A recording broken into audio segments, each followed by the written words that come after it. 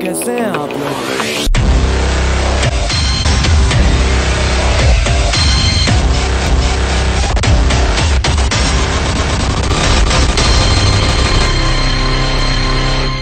गुरुदेव, वैसे आज का दिन कैसा रहेगा? तो आज के वीडियो में हम बात करेंगे कि कैसे different social groups different motivation different aim के साथ में नॉन कोऑपरेशन मूवमेंट में पार्टिसिपेट करने लगे। पहले हम बात करेंगे कि मूवमेंट जो था वो टाउन में कैसे इवॉल्व हुआ, फिर कंट्री साइड पे जो विलेजर्स थे या ट्राइबल कम्युनिटी के लोग थे उनके बारे में, और लास्ट में हम बात करेंगे टी प्लांटेशन वर्कर्स की। क्या चाहते हो? बच्चे की जान लेना चाहते हो? चाहते क्या, मुझे बता दो। तो जैसा कि पिछले वीडियो में आप देख चुके हैं कि नॉन कोऑपरेशन मूवमेंट पूरे इंडिया में लॉन्च हो चुका है। तो अब देखते हैं इसके अलग अलग जगह पे क्या इम्पैक्ट रहे। तो पहले बात करते हैं कि टाउन्स के अंदर क्या हुआ। तो टाउन्स या सिटीज़ में मिडिल क्लास लोग रहते थे बहुत सारे, और जैसा कि हमने पहले देखा कि जैसे ही नॉन कोऑपरेटिव मूवमेंट शुरू हुआ, लोगों ने गवर्नमेंट स्कूल, जो ब्रिटिश गवर्नमेंट के स्कूल्स थे उनका बाइकआउट करना शुरू कर दिया। बच्चों ने वहाँ पढ़ना छोड़ दिया। जो टीचर्स थे उन्होंने ब्रिटिशर्स के स्कूल में पढ़ाना बंद कर दिया, वहाँ से रिज़ाइन कर दिया। जो लॉयर्स थे उन्होंने अपनी प्रैक्टिस छोड़ दी उनके कोर्ट में जाकर के। तो इस तरह से लोगों ने जो है वो ब्रिटिश गवर्नमेंट का या उनके प्रोडक्ट्स का बाइकआउट करना शुरू कर दिया। Congratulations, Dhondu. Child is the father of woman. Similarly maximum areas के अंदर इलेक्शंस को बाइकआउट कर दिया गया, सिवाय मद्रास के। मद्रास में क्या था कि वहाँ पे एक पार्टी थी, जस्टिस पार्टी। और आपको पता है कि इंडिया का जो कल्चर था उस समय वो कास्टिज्म पे बेस्ड था। तो ब्राह्मण्स को बहुत ज़्यादा प्रिविलेजेस मिलती थी, दूसरी कास्ट को इतनी नहीं मिलती थी। तो जो मद्रास की जस्टिस पार्टी थी, उन लोगों को लगता था कि अगर हम लोग एक बार चुनाव जीत जाएंगे तो हमें भी वो पावर का एक्सेस मिल जाएगा जो ब्राह्मण्स को है अभी। अच्छा, हमें मेहनत का पाठ पढ़ा रहे हैं आप। अरे सदियों से दक्षिणा ले लेके भर लिए अपनी पेटियां आप लोगों ने। तो इसीलिए उन्होंने इलेक्शन का बाइकआउट नहीं किया। तो जब इतने सारे लोग इतनी सारी चीज़ों का बाइकआउट करने लगे कि फॉरेन गुड्स का जब बाइकआउट कर दिया गया, लिकर शॉप्स को बंद कर दिया गया, फॉरेन क्लोथ्स को लोगों ने यूज़ करना बंद कर दिया, तो इससे ब्रिटिश गवर्नमेंट को इकोनॉमिकली बहुत नुकसान हुआ। आप देखेंगे एक साल के अंदर जो फॉरेन क्लोथ्स का इंपोर्ट था वो ऑलमोस्ट आधा हो गया। 102 करोड़ से 57 करोड़ पर उनका इंपोर्ट था, वो ड्रॉप हो गया। ये हुई ना बात। लेकिन ये सब बहुत लंबे समय तक नहीं चला टाउन्स में, क्योंकि अब जैसे बच्चों ने ब्रिटिशर्स के स्कूल में पढ़ना छोड़ दिया, लेकिन उस समय स्वदेशी स्कूल्स डेवलप नहीं थे, इंफ्रास्ट्रक्चर इतना डेवलप नहीं था। तो थोड़े टाइम बाद फिर लोगों को रियलाइज़ हुआ कि बच्चे तो पढ़ ही नहीं पाएंगे इस तरह से। सिमिलरली जिन लोगों ने फॉरेन क्लोथ्स का उन्हें बाइकआउट किया था, लेकिन खादी जो क्लोथ्स थे वो बहुत महंगे पड़ रहे थे लोगों को। आज भी अगर आप देखेंगे तो खादी की एक शर्ट आती है 700 से स्टार्ट होकर के, वहीं अगर आप नॉर्मल शर्ट दूसरी किसी स्टोर से लेंगे तो 200-300 की प्राइस में आपको मिल जाती है। तो खादी क्लोथ बहुत महंगे पड़ रहे थे। तो इस वजह से लोगों ने वापस से जो बाइकआउट चीज़ें थी उनको यूज़ करना शुरू कर दिया। बच्चों ने स्कूल जाना शुरू कर दिया, लॉयर्स ने वापस कोर्ट ज्वाइन कर लिया। ऑल्दो उस समय नए इनिशिएटिव्स लिए गए इंडियन इंस्टीट्यूशंस बनाने के, लेकिन इंस्टीट्यूशंस बनाने में टाइम लगता है। तो उस टाइम पर जो नॉन कोऑपरेटिव मूवमेंट था वो थोड़ा कमज़ोर पड़ने लगा। तो ये सब तो हुआ सिटी के अंदर। फिर कंट्री साइड में क्या हुआ? क्या हो गया भाई, क्या हो गया? कान दे तो बताऊं। अब मूवमेंट पहुंचा कंट्री साइड, जो रूरल एरियाज थे, जो विलेजेस थे वहां पर। तो विलेजेस में दो तरह के लोगों ने इस मूवमेंट में पार्टिसिपेट किया। एक थे पीजेंट्स, किसान, और दूसरे थे ट्राइबल कम्युनिटी के लोग। तो पीजेंट्स या ट्राइबल्स जो लोग थे, इनका जो स्ट्रगल था वो सीधे सीधे ब्रिटिश गवर्नमेंट से नहीं था। पीजेंट्स का जो स्ट्रगल था वो था जो तालुकेदार्स थे, जो जमींदार्स थे, जो लैंडलॉर्ड्स थे, उनसे। अब देखिए ब्रिटिश गवर्नमेंट जो रूल कर रही थी वो सिटीज में करती थी, और गाँव के लिए या अलग अलग एरियाज के लिए उन्होंने अलग अलग तालुकेदार्स या लैंडलॉर्ड्स को जिम्मेदारी दी हुई थी। तो जो पीजेंट्स थे उनका डायरेक्ट कांटेक्ट ब्रिटिश गवर्नमेंट से नहीं था, उनका सीधा कांटेक्ट होता था जो तालुकेदार्स और लैंडलॉर्ड्स से। तो अवध के अंदर जो मोमेंट था पीजेंट्स का, उसको लीड किया बाबा रामचंद्र ने, बाबा रामदेव नहीं। तो कौन थे बाबा रामचंद्र? आप बुक में देखेंगे तो इनके लिखा हुआ है कि वो एक सन्यासी थे और फिजी से वापस आए थे। तो फिजी क्यों गए थे वो? इसको ऐसे समझे कि जो ब्रिटिशर्स थे वो गांव से पीजेंट्स को या ट्राइबल कम्युनिटी के लोगों को दूसरी आइलैंड्स पे या दूसरी जगहों पर ले जाते थे, उनसे बेगारी करवाने के लिए, उनसे मजदूरी करवाने के लिए। बेगारी मतलब फोर्सफुली आपसे काम कराया जाएगा और उसके बदले में आपको पैसा या तो दिया ही नहीं जाएगा या बहुत कम दिया जाएगा। I Rajani can't believe this.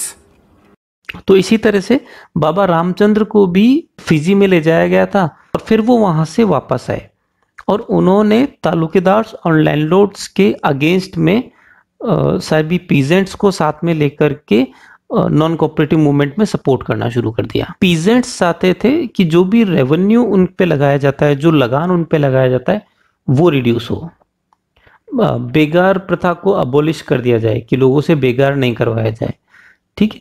और जो भी ऑप्रेसिव लैंडलॉर्ड्स थे, ऑप्रेसिव लैंडलॉर्ड्स मतलब जो ज़्यादा परेशान करते थे पीजेंट्स को, या वो जमींदार लोग जो ज़्यादा परेशान करते थे पीजेंट्स को, उन लोगों का सोशल बाइकआउट कर दिया।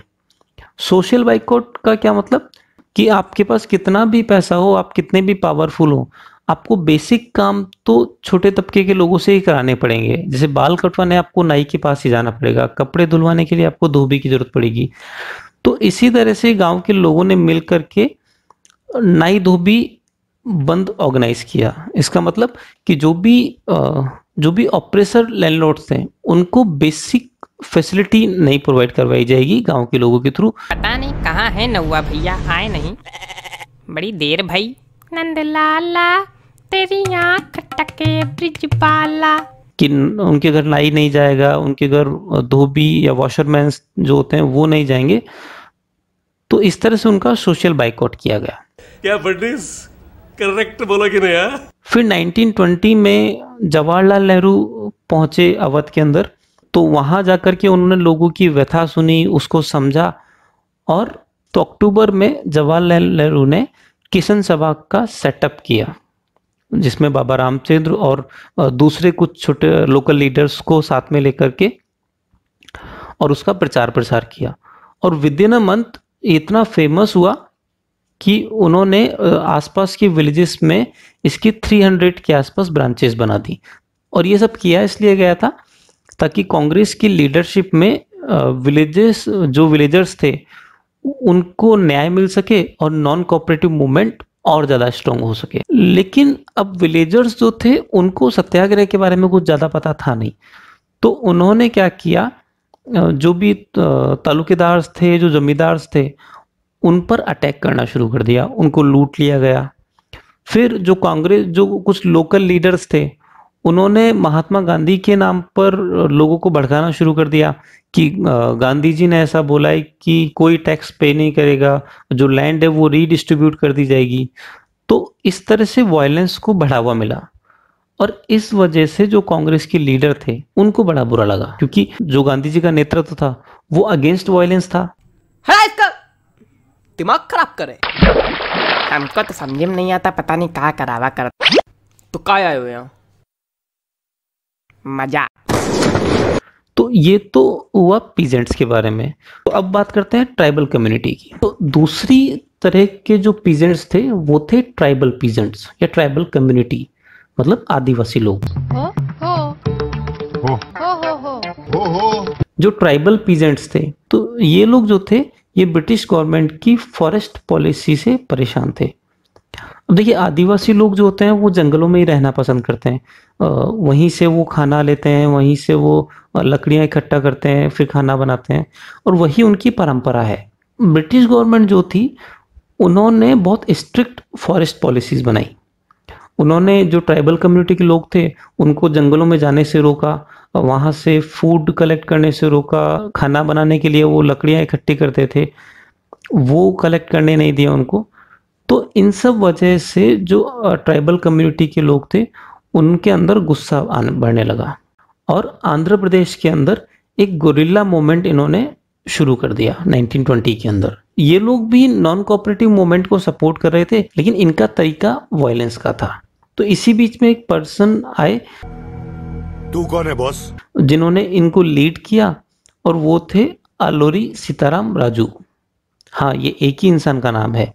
और जैसे नाम वाला वो नील नितिन मुकेश, तो वही बोला मैं, नील नितिन निदेश वही। और जो सीताराम राजू थे ये क्लेम करते थे कि इनके पास में स्पेशल पावर्स हैं, कुछ अलौकिक शक्तियां हैं। तो ये बोलते थे कि मैं किसी का भी फ्यूचर प्रिडिक्ट कर सकता हूँ। हाँ, एस्ट्रोलॉगर, अपना एडिक्शन एकदम परफेक्ट है। प्रिडिक्शन, हाँ वही प्रिडिक्शन। मैं लोगों को हील कर सकता हूँ, उनको ठीक कर सकता हूँ, और तो और अगर कोई मुझे गोली मार दे तो भी मैं सरवाइव कर सकता हूँ। कभी कभी लगता है कि आप उन्हीं भगवान है।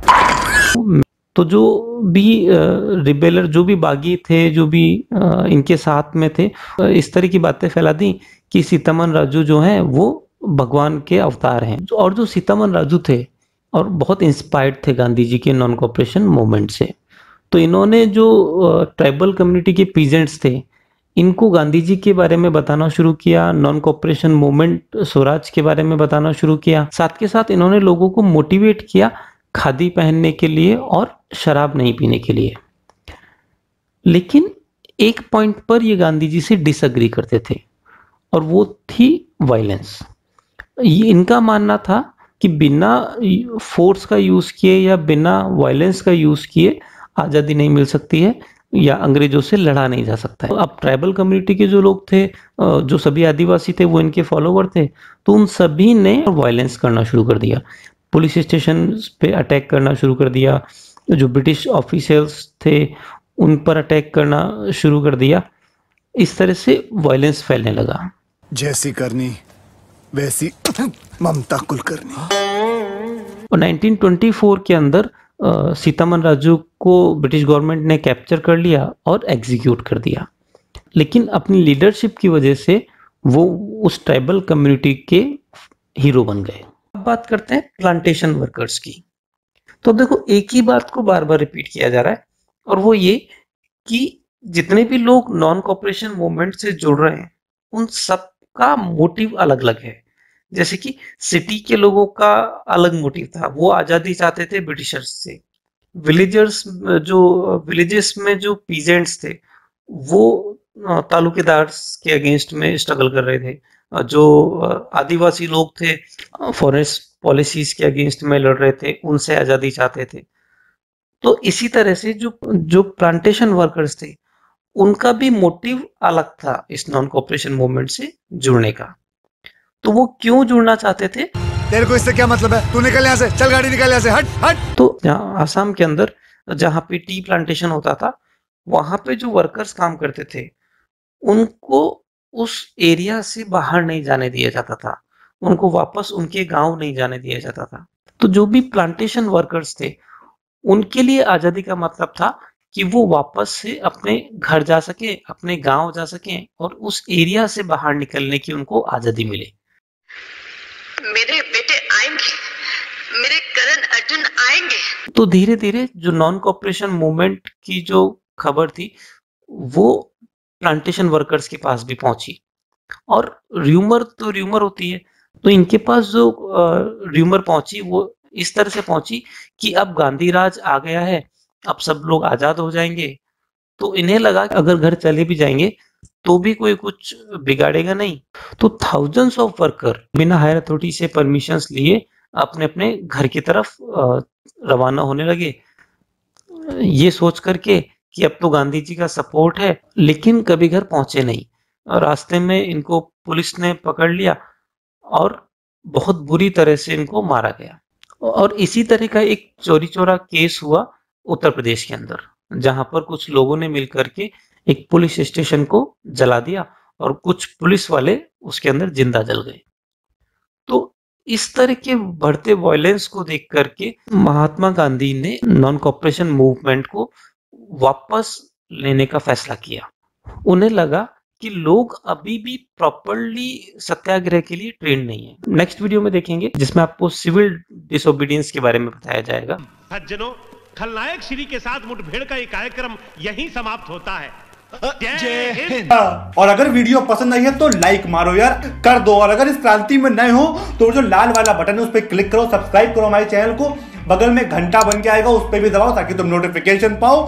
अब बस यार मैं भी चलता हूं, मुझे ऐसे हाथ करके आंखें फोड़ने वाली निंजा टेक्निक सीखनी है।